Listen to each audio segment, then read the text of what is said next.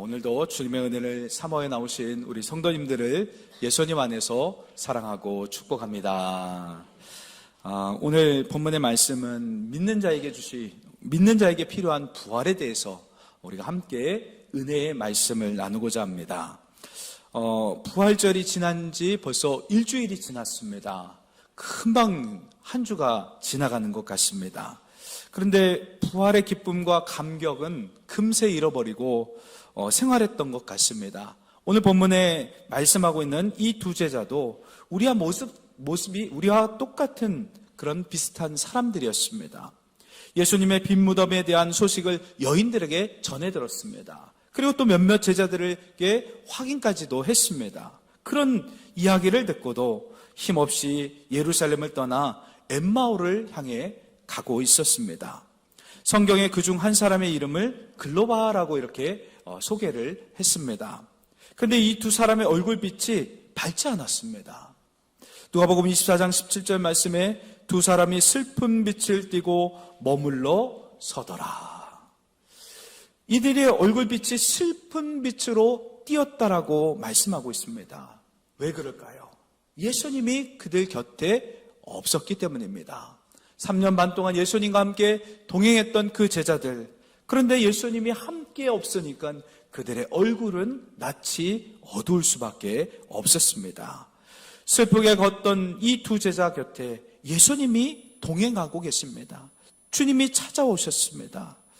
그런데 문제는요, 부활하신 그 예수님과 동행했음에도 불구하고 이 제자들이 예수님을 몰라봤다라는 겁니다. 부활 이후 엠마오로 가던 제자들처럼 우리도 매일 인생길을 걷고 있습니다. 엠마오를 향해 걸었던 제자들은 그 제자들이 걸었던 길에서 그 길과 우리의 인생길이 똑같다라고 저는 생각을 합니다. 두 제자의 인생길에서 예수님께서 동행해 주셨던 것처럼 우리 인생길에도 부활하신 예수님께서 동행해 주시는 줄 믿습니다. 예수님의 이름 중에 하나가 임마누엘, 하나님이 우리와 함께 계신다라는 그런 뜻의 이름이 있습니다. 문제는요, 우리가 인생길을 살아갈 때, 걸어갈 때 예수님이 동행하신다는 그 사실을 모른 채 그저 바쁘게 인생길을 걷습니다. 오늘 본문 15절로 16절 말씀을 보겠습니다. 본문 15절 16절 말씀. 그들이 서로 이야기하며 무난할 때에 예수께서 가까이 이르러 그들과 동행하사 그들의 눈이 가려져서 그인 줄 알아보지 못하거늘. 아멘. 이렇게 엠마오를 향해 발걸음을 옮겼던 이 두 제자 곁에 예수님이 함께 동행했었음에도 불구하고 그들은 예수님이라는 사실을 알지 못하고 있었습니다. 부활의 주님이 그렇게 동행했음에도 불구하고 알지 못하는 것은 참으로 안타까운 것입니다. 우리 인생길도 걸어갔다가 보면 예수님이 함께 하시고 부활하셔서 우리와 동행하신다는 그 사실을 망각한 채 살기 때문에 우리의 얼굴에는 기쁨이 점점 그렇게 식어지게 되는 것입니다. 부활의 주님을 믿지 못한 제자들을 향하여 주님이 먼저 두 제자에게 찾아가 만나주셨습니다. 제자들이 주님과 동행해달라고 부탁한 것도 아니었습니다. 영적으로 어두운 상태였던 이 제자들에게 먼저 주님이 찾아가셔서 동행해 주셨고 또 말벗이 되어 주셨습니다. 예수님과의 대화 중 두 제자는 예수님이 어떤 분이신지를 누가복음 24장 19절에서 이렇게 말합니다. 나사렛 예수의 일이니 그는 하나님과 모든 백성 앞에서 말과 일에 능하신 선지자이거늘. 아멘. 여러분, 예수님을 말과 일에 능하신 선지자라고만 말합니다. 이 두 제자는 예수님을 깊이 알고 있었던 것이 아니라 지극히 인간적으로만 조금 알고 있는 지식적인 믿음에 불과했습니다.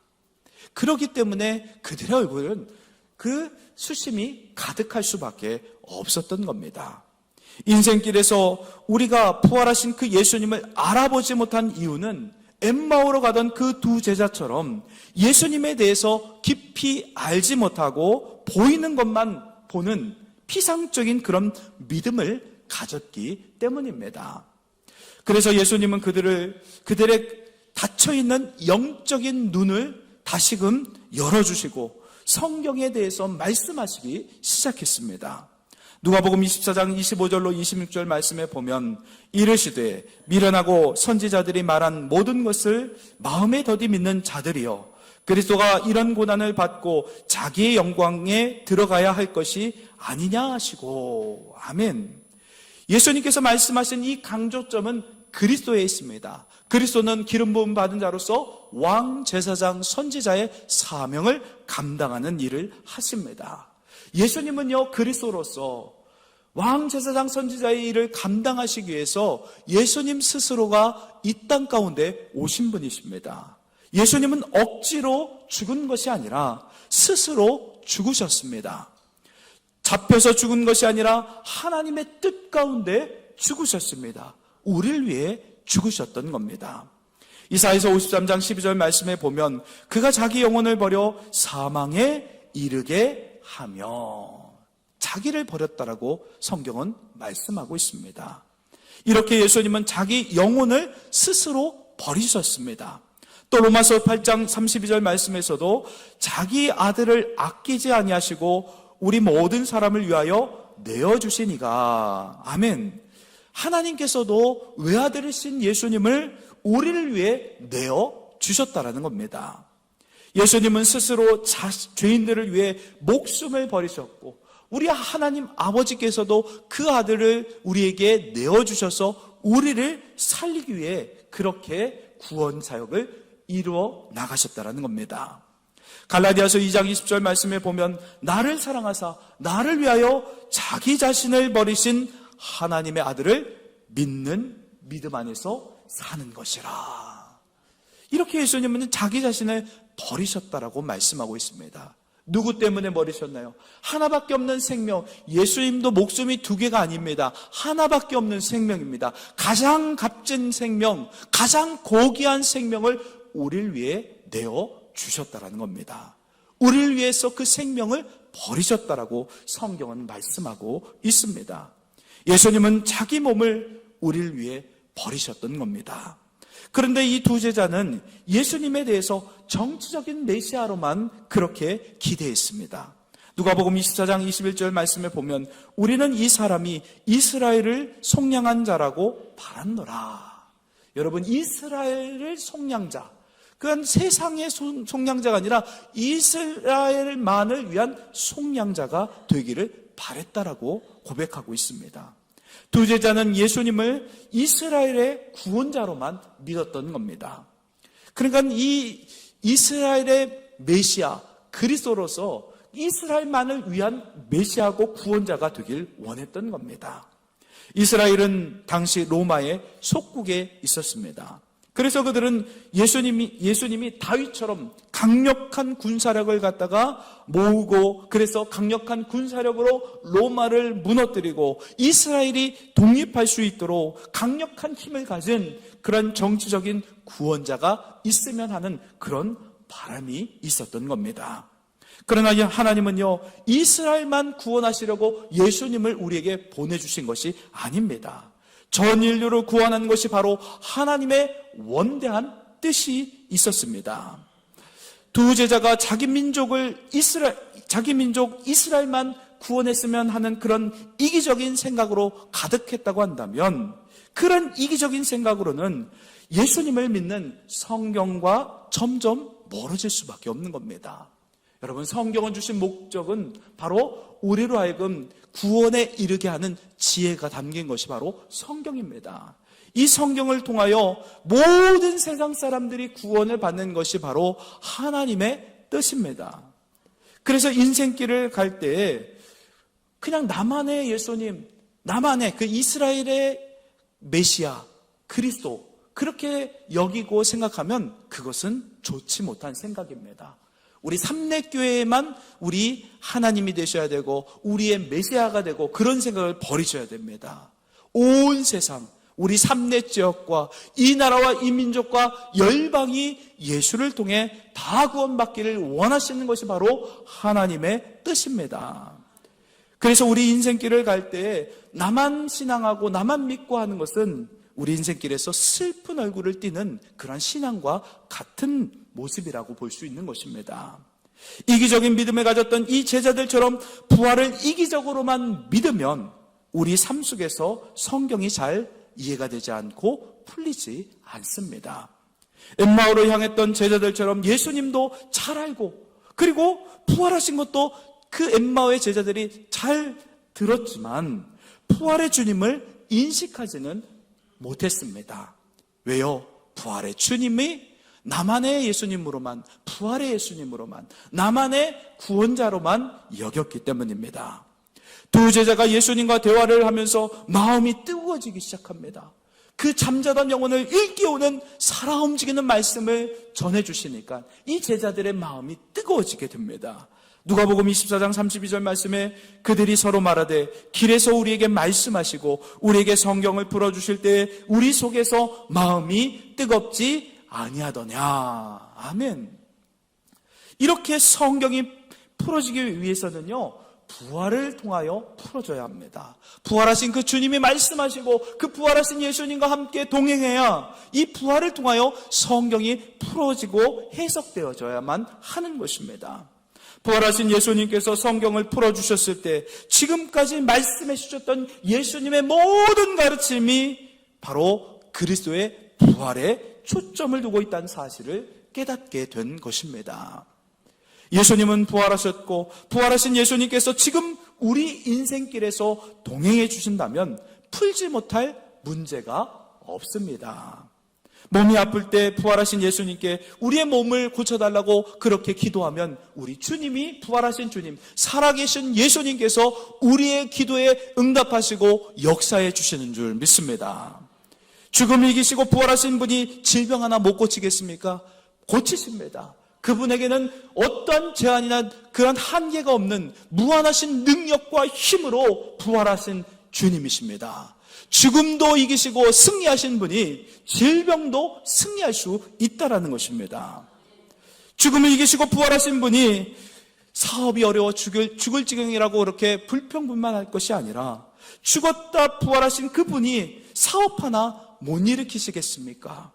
하늘과 땅의 모든 권세를 부여받은 부활의 주님은 우리 인생에 어떤 문제가 있을지라도 그 문제의 벽을 뚫고 찾아오시고 부활의 승리로 우리를 이끌어 가시고 승리케 하시는 분이신 것을 믿으시기 바랍니다. 부활의 능력으로 모든 문제가 풀려집니다.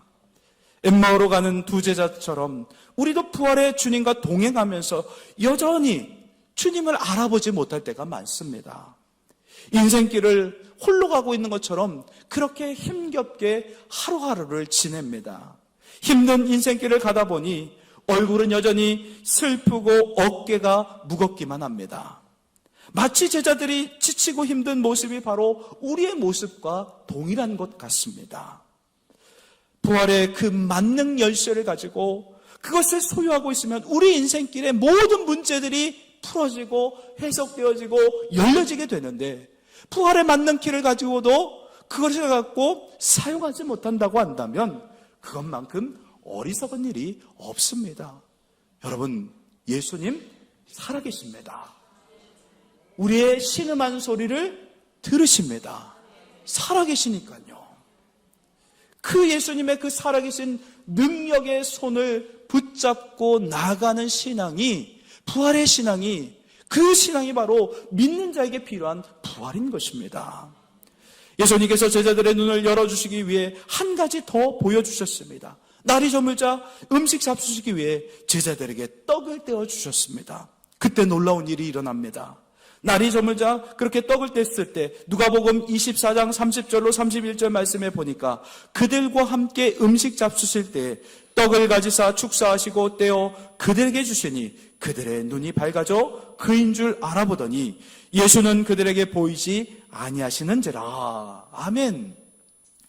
예수님이 제자들에게 떼어준 그 떡은 오늘날 빵입니다. 우리가 해석할 때 떡이라고 해야 이해가 쉬우니까 떡이라고 했지만 그 떡이 바로 빵입니다. 유대인들은요, 밀과 보리로 만든 빵을 주식으로 먹습니다.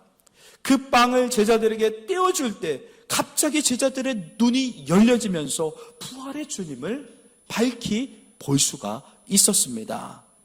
여러분, 빵을 떼어주셨다는 것은요, 성찬을 상징시켜 주시는 그런 모습입니다. 이 땅에 오신 예수님은 자신의 하나밖에 없는 몸을 아낌없이 우리를 위해 내어 주셨습니다. 예수님께서 오병이어로 5,000명을 먹이셨을 때 4가지 과정을 통하여 그렇게 빵을 떼어주셨습니다. 마태복음 14장 19절 말씀에 이렇게 말씀하고 있습니다. 무리를 명하여 잔디 위에 앉히시고 떡 5개와 물고기 2마리를 가지사 하늘을 우러러 축사하시고 떡을 떼어 제자들에게 주심에 제자들이 무리에게 주니. 아멘. 여기서 4가지 동사가 나옵니다. 가지사, 축사하시사, 그리고 떼어 주시니, 이렇게 말씀하고 있습니다. 4개의 행동하는 동사가 나옵니다. 이렇게 4개의 동사는 하나님께서 예수님을 통해 우리를 구원해 가시는 과정이기도 합니다. 하나님께서는 먼저 예수님의 그 생명을 취하셨습니다. 그리고 축복하셨습니다.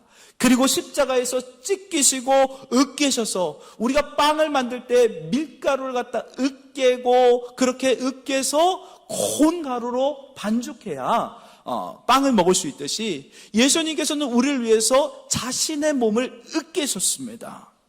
그렇게 십자가에서 처절하게 으깨시고 또 죽으시고 고통 가운데 우리를 살리기 위해서 그 생명의 떡을 만드시기 위해서 으깨시고 생명의 떡이 되셨습니다.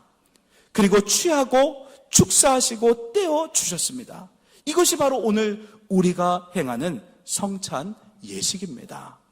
성찬은 예수님의 몸인 떡을 먼저 취하고 그 몸을 주신 하나님께 감사하고 또 빵을 떼어 먹음으로 예수님을 우리 마음속에 보이는 하나님의 말씀으로 우리의 심령에 먹고 마시고 영접하는 의식이 바로 성찬입니다. 우리는 성찬을 통하여 생명이신 예수님을 먹고 마십니다. 오늘 성찬 예식을 하는데 이 예수님, 그 예수님을 내 마음에, 그 마음에 영접하고 모시는 것을 우리가 보이는 말씀으로 먹고 마십니다. 성찬의 가장 중요한 의미는 예수님의 몸을 우리가 먹는 순간에 그 생명이 우리 안에 거한다라는 겁니다. 부활하신 예수님이 우리 안에 거하게 되는 것입니다. 이것이 바로 신앙의 신비인 것입니다.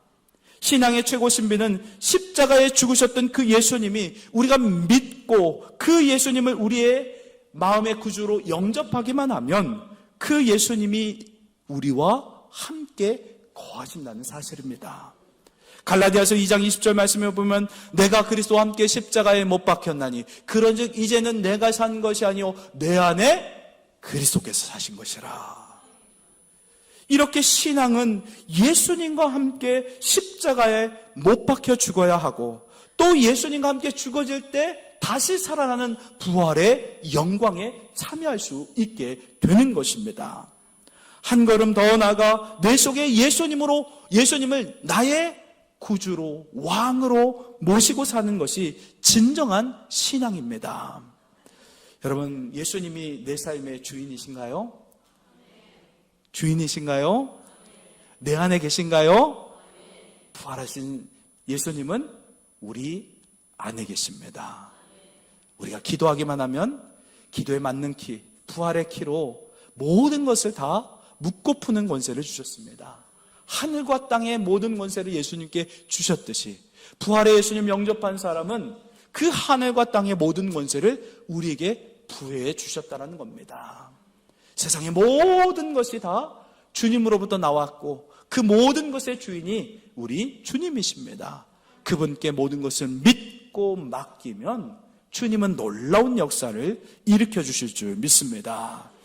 그래서 생명의 떡을 먹을 때 예수님이 우리 안에 계시기 때문에 부활하신 예수님이 안 보여도 이제 문제가 되지 않습니다. 제자들이 예수님을 그 떡을 먹고 마시고 그 행위를 했을 때 예수님 것을 보고 밝히 봤다라고 성경은 말씀하고 있습니다. 근데 예수님 보자마자 예수님이 온데간데 없이 사라졌어요. 하지만 그 떡을 먹고 마심으로 예수님이 어디에 거하시는 거예요? 우리 안에, 내 안에 거하시는 겁니다. 그러니까 예수님이 안 보여도 문제가 되는 것이 아니라는 겁니다. 제자들이 떡을 먹고 눈이 열려져서 예수님을 본 그 순간 예수님은 사라지셨습니다. 왜 사라지셨을까요? 그것은 축사하신 생명의 떡이신 예수님을 영접하고 마셨기 때문에 이미 우리 안에는 예수님이 살아 계십니다. 부활하신 주님이 우리 안에 거하십니다. 예수님은 우리 안에 거하시기 때문에 안 보여도 전혀 문제가 되지 않습니다. 이것이 부활을 날마다 경험하는 부활의 신앙입니다. 부활은 예수님께서 무덤문을 박차고 살아나신 사건입니다. 부활의 삶은 부활하신 예수님이 내 안에 사신다는 것을 믿고 예수님과 동행하는 삶입니다. 여러분, 예수님이 이제 내 안에 계시기 때문에 예수님을 날마다 느껴야 합니다. 눈에 보이지 않지만 느끼는 것을 굉장히 중요합니다. 말씀을 통해서, 기도를 통해서, 예배를 통해서, 찬양을 통해서, 전도를 통해서 삶의 순간순간 예수님을 묵상하며 우리를 살리시고 부활하신 그 예수님과 함께 거하려고 우리의 영적인 안테나를 쫑긋 세워서 주님을 바라보고 주님을 구하고 주님만을 바라보면 주님을 느끼고 주님께서 위로의 성령으로 함께 하시는 줄 믿습니다. 사랑하는 성도 여러분, 말씀을 마무리하겠습니다. 오늘날 부활은 믿는 자에게 더 필요합니다. 부활이 없는 것처럼 살아가고 있는 인생길에서 부활하신 주님이 우리 안에 살아계신다는 사실을 우리는 깨달아야 합니다. 우리가 그렇게 부활의 주님을 믿게 될 때 슬픔이 기쁨으로 바뀌게 될 줄 믿습니다. 예수님께서 여러분들 안에 거하십니다. 살아계십니다. 예수님께서 여러분 대신 살고 계십니다. 이제는 주님이 우리 대신 사는 왕으로 자정하셨습니다. 얼굴을 펴시고 가슴을 펴시고 부활의 그 예수님을 나의 주님으로 나의 왕으로 모시면서 세상 끝날까지 예수님과 동행하시길 바랍니다. 부활하신 예수님께서 우리 안에 계신다는 그 사실을 믿고 부활의 주님과 늘 동행하며 승리하는 복된 성도의 삶이 되시길 예수님의 이름으로 축원합니다.